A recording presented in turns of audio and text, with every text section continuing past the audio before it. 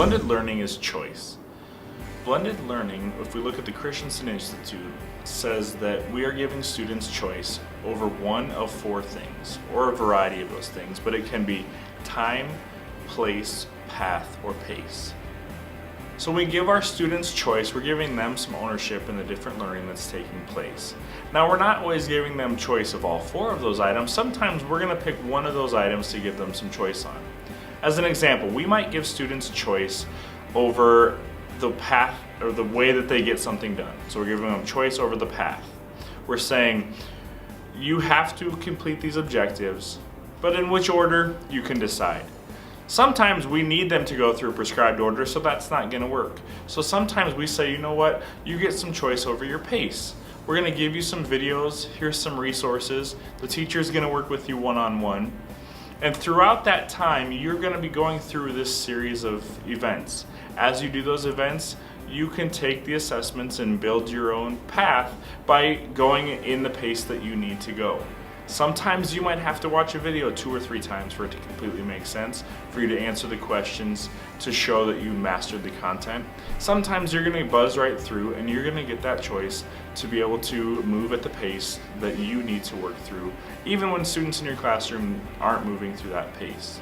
So when we look at having choice, we're giving students ownership and we're letting them say that I am going to take my learning to a new level because I have choice, either time, place, path, or pace. Blended learning is just really great teaching.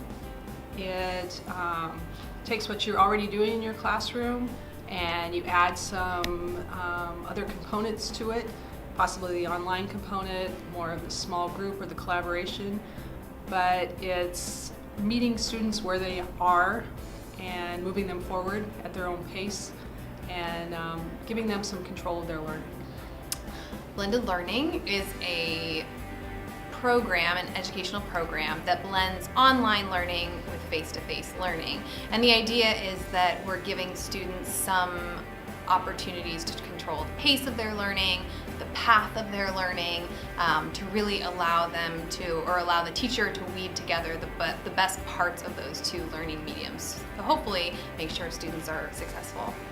Blended learning is a concept, it's a thought process. I don't think it's any one physical or digital thing, but it's a different way of thinking. I really think that it's a pedagogical approach to teaching as opposed to any of the tools and things like that. The tools definitely help, but it really is digging into blending the best of our virtual world with our analog world.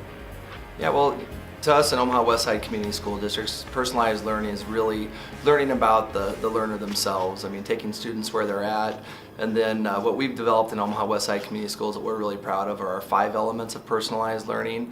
So to me, in order to really talk about personalized learning, you need to look at multiple components of those 5 elements. That would be knowing your students, allowing for voice and choice, flexibility within the classroom, and that could be with grouping and also the way the classroom is set up, using data to direct that instruction, and then also the use of integrated technology.